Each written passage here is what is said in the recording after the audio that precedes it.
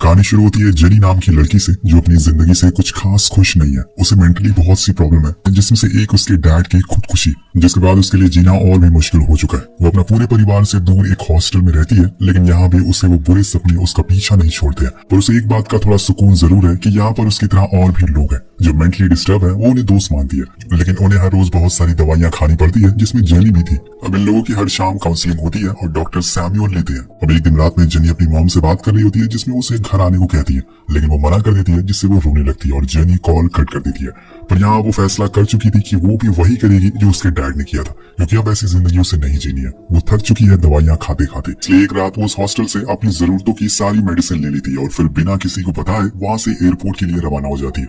कुछ समय बाद उसके रूममेट जब ये बात डॉक्टर को बताती है तो वो फौरन जेनी को कॉल करते हैं और उसे वापस आने को कहते हैं, क्योंकि अभी वो पूरी तरह से ठीक नहीं हुई है। उसके साथ किसी भी समय कुछ भी हो सकता है। लेकिन जेनी को तो कुछ और ही प्लान होते हैं। हम देखते हैं कि वो वॉशरूम में बैठी रोती रहती है और कहती है कि मुझे जाना ही होगा, मेरी फ्लाइट बोर्ड होने वाली है। अब उसकी आवाज सुन के वहाँ एक पॉल नाम का आदमी उसे बुलाने लगता है। उसे लगता है कि शायद जेनी को किसी चीज की जरूरत है, लेकिन वो बिना कुछ कहे वहाँ से चली जाती है। लेकिन जब बाहर वेटिंग हॉल में वो बैठी होती है तो पॉल भी उसके पास आकर बैठ जाता है, जिसके बाद उन दोनों में बहुत सारी बातें होती है, जिससे जेनी थोड़ा सा रिलैक्स फील करती है और स्माइल भी करती है, वरना अभी तक वो बस डिप्रेस ही हुई जा रही थी। अब सारे लोग फ्लाइट में जाने लगते हैं तो उसे वहाँ एक लड़की मिलती है जो बहुत ही ज्यादा खुश थी, क्योंकि अभी अभी उसकी नई नई शादी हुई थी और वो क्रिसमस के लिए अपने घर जा रही है। उसे ऐसा खुश देखकर जेनी को थोड़ा अजीब लगता है कि आखिर कोई इतना खुश कैसे हो सकता है अपनी जिंदगी में। कुछ देर बाद सब लोग फ्लाइट में बैठ जाते हैं तो कोइंसिडेंट यहाँ पॉल की सीट जेनी के साइड में होती है। वो ये देखकर हंसते हुए कहता है कि शायद तुम्हारा और मेरा कुछ पुराना रिश्ता है। उसी दौरान वो बताता है कि मैं क्रिसमस पे अपने घर जा रहा हूँ, वहाँ मेरी फैमिली मेरा वेट कर रही है। पर जेनी उनकी इन सब बातों पर कुछ ज्यादा गौर नहीं करती, जिस वजह से पॉल को लगता है कि शायद वो बात नहीं करना चाहती, इसलिए वो सो जाता है। पर जेनी को तो कुछ और ही प्लान होते हैं। वो अपनी मॉम को लेटर लिखती है कि यह बस बहुत हुआ, मैं और ऐसे जी नहीं सकती हूँ, इसलिए मुझे जो भी गलती हुई है मैं उसके लिए आपसे माफी मांगती हूँ। इसके बाद वो चुपके से पॉल के पॉकेट में वो लेटर डाल देती है और फिर कुछ मेडिसिन को लेके वॉशरूम में आ जाती है, यानी कि वो यहीं पे खुदकुशी करने वाली है। वो अपने घर तक का इंतजार नहीं कर रही है।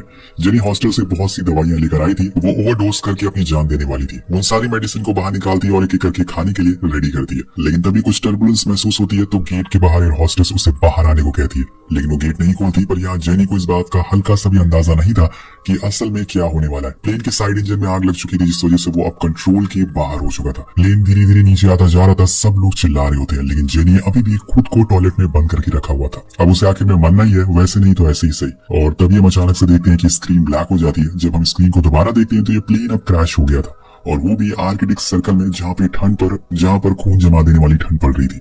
पर यहाँ गौर करने वाली बात ये थी कि जेनी अभी भी जिंदा थी। वो जब उस प्लेन से बाहर आती है तो चारों तरफ बस मलबा और इंसान की लाशें थी। कुछ लोगों की सांसें चल रही थी, पर वो ज्यादा देर तक सरवाइव नहीं कर पाएंगे। और उसे वहाँ वही लड़की मिलती है जिसकी अभी अभी शादी हुई थी। वो भागती हुई उसके पास जाती है, लेकिन थोड़ी ही देर में वो भी दम तोड़ देती है। अपने चारों तरफ का मंजर देखकर जेनी रोने लगती है और खूब चिल्लाती है। इतनी तकलीफ देने के बजाय वो मर ही जाती। आखिर उसे गॉड ने जिंदा क्यों रखा? उसे लग रहा था कि वही इस पूरे हादसे में जिंदा है, लेकिन यहाँ कोई और भी था, और वो था पॉल। वेल, इन दोनों का सच में पिछले जन्म में कुछ रिश्ता जरूर रहा होगा। जहाँ भी होते हैं हमेशा साथ होते हैं। वो फौरन जेनी को देखकर उसे आवाज देता है, लेकिन जेनी भागते हुए उसके पास जाती है और उसे लेकर वापस से प्लेन के अंदर टॉयलेट में चली जाती है, क्योंकि वहां पे हवा कम आ रही थी, जिससे दोनों बचे रहेंगे ठंड से। लेकिन वहां जाके जेनी को पता चलता है कि पॉल की रिब्स पे चोट लग चुकी है, जिससे उसका खड़ा हो पाना मुश्किल हो गया। तो वो फौरन उसे कुछ मेडिसिन देती है, जिससे कि उसका पेन कम हो सके, और फिर दोनों वहीं एक ब्लैंकेट ओढ़कर सो जाते हैं। लेकिन कब तक इन्हें यहाँ रहना पड़ेगा? क्या ये भी यहाँ पर मारे जाएंगे? यहाँ जेनी के अंदर फिर से जिंदा रहने की उम्मीद जागेगी?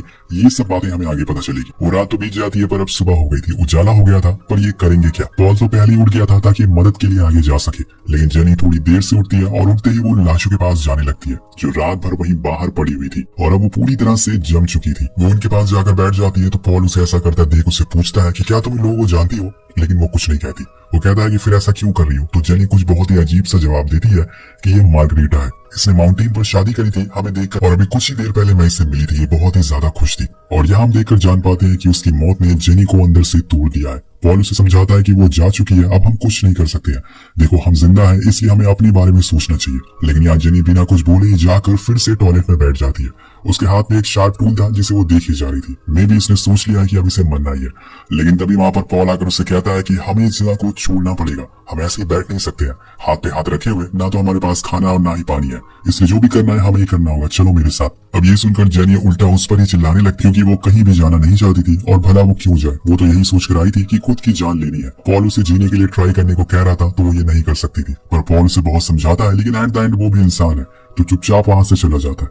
लेकिन कुछ देर बाद न जाने जेनी के दिमाग में क्या आता है, वो भी उसके पीछे पीछे जाने लगती है। वेल गाइस, यहाँ पे हम जितना आसान सोचते हैं मरना उतना ही मुश्किल होता है। अब दोनों साथ में आगे बढ़ते हैं। वेल पहले तो इन्हें यहाँ से नीचे जाना होगा ताकि इन्हें सांस लेने में आसानी हो सके और थोड़ी ठंड भी कम लग सके। तो दोनों धीरे धीरे करके नीचे जाते हैं, पर बीच में इनका सामना एक खड़ी चट्टान से होता है। लेकिन पॉल जेनी को हौसला देता है कि वो लोग ये कर सकते हैं। दोनों उसकी एज को पकड़कर नीचे उतरने लगते हैं। लेकिन ये कोई क्लाइंबर नहीं है, इसलिए इनके साथ मुश्किलें आना शुरू हो जाती है। एक समय आ जाता है कि जब आगे कोई रास्ता नहीं होता, तो पॉल उसे बताता है कि नीचे देखो एक पेड़ है, अगर हमें नीचे जाना है तो यहाँ से सीधा नीचे कूदना पड़ेगा, छलांग मारनी होगी, जिसकी मदद से हम नीचे जा सकते हैं। पर जेनी ऐसा करने से मना कर देती है क्योंकि इसमें उसकी जान नहीं जा सकती, उसका पैर टूट सकता है। लेकिन पॉल कहता है कि इसके अलावा और कोई ऑप्शन नहीं है, जिसके बाद वो सीधा नीचे कूद जाता है और पेड़ को पकड़ते हुए थोड़ा नीचे आ जाता है। और नीचे जाने पर वो जेनी को भी बुलाता है, तो वो भी कूदती है, लेकिन उसे यहाँ थोड़ी सी चोट लग जाती है। उसी दौरान उसकी जेब से एक दवा गिर जाती है, जिसे उठाते हुए पॉल पूछता है कि ये किस चीज की है, क्या ये नींद की गोलियां हैं? पर वो कुछ भी जवाब नहीं देती। तो उसके बार बार पूछने पर वो बताती है कि उसका यहाँ मर जाने का प्लान था, इसलिए वो ये सब दवाइयां लेकर आई थी। और ये सच जानकर पॉल के तो होश ही उड़ जाते हैं। इसी दौरान वो उसके हाथों पे चोटों के निशान भी देखता है, जिसके बारे में वो उसे पूछता है, लेकिन हर बारी की तरह वो उसे बताने से मना कर देती है, जिससे पॉल को थोड़ा बुरा लगता है क्योंकि वो उस पर पूरा भरोसा करता था, लेकिन शायद वो नहीं करती है। वेल कुछ देर आराम करने के बाद दोनों फिर से आगे बढ़ते हैं, लेकिन अब क्रैश किए हुए काफी समय हो चुका है और तब से इन्हें ना तो कुछ खाया हुआ है ना ही पिया है, जिसका असर जेनी पे दिखना शुरू हो गया था। वो थक चुकी थी और अब उसे और चला नहीं जाएगा। यही बात वो पॉल से भी कहती है, लेकिन वो उसे बताता है कि तूफान आने वाला है, उससे पहले हमें किसी सेफ जगह पर पहुंचना पड़ेगा, वरना हम उस तूफान में फंस सकते हैं। इसलिए वो दोनों चलते रहते हैं, लेकिन एक जगह पे पहुंचकर जेनी और पॉल के बीच में थोड़ी दूरी आ जाती है, जिस वजह से वो उसके पीछे छूट जाती है और वो पीछे से आ रहे एवलांच के बारे में उसे पता नहीं पाता। फिर क्या था, दोनों उसका शिकार बन जाते हैं और पॉल तो कूद कर दूर चला जाता है, लेकिन जेनी उस बर्फ की चट्टान में पूरी तरह से दब जाती है। अब वो इस कदर बर्फ के नीचे ढक चुकी थी कि उसे आंखों से ढूंढ पाना मुश्किल हो गया था। पॉल उस जगह के पूरे एरिया को टच करते हुए आगे बढ़ता है, जहां पर भी उसे जमीन थोड़ी हार्ड लगती है वो उस जगह को खोदने लगता है और ऐसे ही करके उसने जेनी को ढूंढ लिया था। वो उसे दिख जाती है, लेकिन जेनी पूरी तरह से बर्फ में दब चुकी थी और यहाँ उसे पहली बार मौत का एहसास होता है। उसकी पूरी बॉडी कांप रही थी और तभी जॉन उसे वहां से बाहर निकालता है। वो घसीटते हुए उसे गुफा में लेके जाता है, जहाँ थोड़ी गर्मी थी, जिससे जेनी को थोड़ा आराम मिल सके। अब शुरुआत में जेनी जब बेहोश रहती है तो पॉल उसे बस देखता ही रहता है, पर जब उसे होश आता है तो वो दूसरी तरफ जाके बैठ जाता है। लेकिन थोड़ी देर बाद वो उसे बता ही देता है कि उसकी सीट उसके साथ नहीं थी। असल में जब उसने जेनी को एयरपोर्ट के गेट पर देखा था तभी से वो उसे लाइक करने लगा था, जिसके बाद उसने खुद की सीट उसके साथ करवा ली ताकि उसके साथ बैठ सके। अब ये सुनकर जेनी भी स्माइल करती है, कहीं न कहीं वो भी उसे पसंद करने लगी थी। और इसके बाद वो उसके सवाल का जवाब देती है जो उसने पेड़ से कूदने वाले दिन पूछा था। वो कहती है कि मेरे डैड ने क्रिसमस वाले दिन खुद की जान ले ली थी। उस दिन के बाद मैं मेंटली पूरी तरह से डिस्टर्ब हो चुकी थी, मैं हर समय बस डिप्रेस रहने लगी थी और इसलिए मैंने फैसला किया कि मैं अपने डैड की तरह क्रिसमस वाले दिन अपनी जान दे दूंगी। उसके बारे में ये सच जानकर पॉल उसे गले से लगा लेता है और कुछ देर बाद अब चलने को कहता है, लेकिन जेनी की हालत चलने वाली नहीं थी। उस दिन वही रुकने को बोलती है, लेकिन जब अगली सुबह होती है तो पॉल की हालत खड़े होने लायक नहीं थी। उसके रिब पे लगी चोट अब बहुत ज्यादा दर्द दे रही थी। वो जेनी से कहता है कि तुम अब यहाँ से चली जाओ, मैं अब उठ नहीं सकता, मुझे तुम यहीं छोड़ दो। लेकिन वो उसकी बात नहीं मानती और उससे भी साथ चलने को कहती है, जिस वजह से उन दोनों में लड़ाई भी हो जाती है। लेकिन एट द एंड वो जेनी के आगे हार जाता है और चलने के लिए राजी हो जाता है। दोनों एक बार फिर आगे बढ़ते हैं, इसी उम्मीद में कि शायद उन्हें कोई मिल जाए। इन्हें ऐसे चलते चलते कई दिन बीत चुके थे, तब से लेके आज तक उन्हें कुछ भी खाया नहीं है और यही वजह है कि इनके अंदर बहुत ज्यादा कमजोरी हो चुकी है और पहले के मुकाबले ये हर रोज कम भी चलने लगे हैं, क्योंकि पॉल ज्यादा देर तक लगातार चल नहीं सकता, इसलिए वो थोड़ी थोड़ी देर पर रुक कर आराम करता है। पर एक दिन पॉल को दूर एक नदी दिख जाती है, जिसे देखकर वो बहुत ही खुश होता है और कहता है कि वो हमारे घर जाने का रास्ता है। वो उसके साथ साथ अगर हम चलें तो रोड तक पहुंच सकते हैं। लेकिन इसी दौरान उसका पैर स्लिप हो जाता है और वो जाकर नीचे एक पत्थर से टकरा जाता है, जिससे कि उसका एक हाथ की हड्डी टूट जाती है। जेनी फौरन भागते हुए उसके पास जाती है और उसे पानी पिलाती है, लेकिन खून बहुत ही ज्यादा बह रहा था।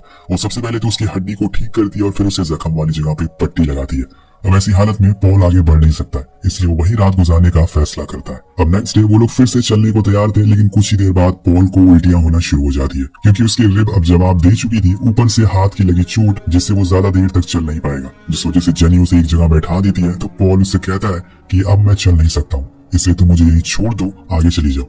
लेकिन जेनी ऐसा नहीं करती, तो यहाँ पॉल उसे एक वादा करता है कि वो अपनी सांस को चलाता रहेगा जब तक वो वापस मदद लेके नहीं आ जाती। कहीं न कहीं जेनी को भी लगने लगा था कि पॉल अब चल नहीं सकता, इसलिए यही सही होगा, इसलिए उसे यही आराम करने देना चाहिए। जिसके बाद वो उसे किस करती है और उसे एक ब्लैंकेट उड़ाकर वहीं छोड़कर आगे बढ़ जाती है।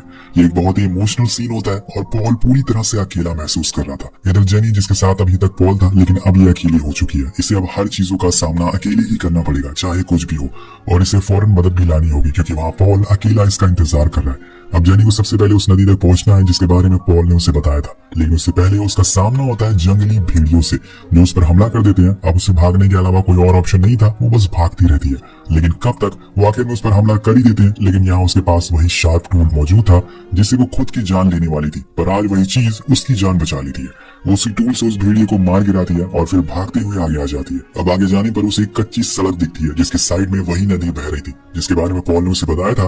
वो उस नदी को फॉलो करती है और एट द एंड उसे एक पक्की रोड मिल जाती है। अब ये देखकर वो बहुत ही खुश होती है क्योंकि उसकी जान बच गई थी और उसी रोड पर लेट जाती है। तभी एक ट्रक वाला उसे देख लेता और उसे लेकर तुरंत ही हॉस्पिटल आ जाता, लेकिन जब तक वो उन्हें पॉल के बारे में बता पाती वो बेहोश हो चुकी थी। सीन शिफ्ट होता है 24 साल पहले जब जेनी सिर्फ 10 साल की थी। क्रिसमस का दिन है, उसके डैड उसके पास आते हैं और उसे एक गिफ्ट देते हैं जो कि एक विंटेज वॉच थी। वो बोलते हैं कि जब भी तुम मुझे मिस करो इसकी टिक टिक की आवाज सुन लेना, तुम्हें अच्छा लगेगा। वेल कहानी प्रेजेंट में आती है जहाँ पे हम जेनी को देखते हैं जिसे अब होश आ चुका है। आंख खोलने से पहले वो सबसे पहले पॉल के बारे में पूछती है, पर उसके पास बैठी उसकी माँ कहती है कि अब वो नहीं रहा। दरअसल पॉल ने बहुत देर तक जेनी का इंतजार किया और उसे आखिरी समय तक लग रहा था कि वो मदद लेकर आएगी, लेकिन जब समय ज्यादा हो गया तो उसे पता चल गया कि वो नहीं आ सकती। इसलिए उसने एक छोटे से पेपर पर एक लेटर लिखा और जब वहाँ के लोगों ने उसका रेस्क्यू किया तब उन्हें वो लेटर मिल गया, जिसके बाद उन्होंने यहाँ जेनी के हॉस्पिटल तक पहुंचा दिया। उसमें लिखा था कि जेनी तुम घबराना मत, मैं तुमसे ज्यादा दूर नहीं जा रहा हूँ, मैं तो तुम्हारे पास में ही हूँ। तुम अपनी आंखें बंद करके मुझे महसूस कर सकती हो। हम इस जन्म में साथ नहीं हो पाए, लेकिन मैं गॉड से प्रे करूंगा कि अगले जन्म में हम दोनों साथ ही हो। मैं अभी भी तुम्हारे दिल में मौजूद हूँ। अब ये पढ़कर जेनी की सारी मेमोरीज याद आ जाती हैं जब उसने पॉल को पहली बार देखा था। उसकी हंसी, वो हर चीज जो पॉल की याद दिलाती थी। उसे एहसास हो गया था कि हमें मिली जिंदगी कितनी कीमती है, इसे ऐसे बर्बाद नहीं करना चाहिए। जिसके बाद जेनी अपने ख्वाबों में खो जाती है जहाँ वो पॉल के साथ एक ऊंची सी चट्टान पे खड़ी बातें कर रही है और इसी के साथ ये कहानी यही खत्म हो जाती है। वेल इस वीडियो में एम करते हैं 500 कमेंट का, तो कमेंट करके जरूर बताइएगा कि आपको ये कहानी कैसी लगी। मिलते हैं आपसे अगली वीडियो में। Thank you so much watching.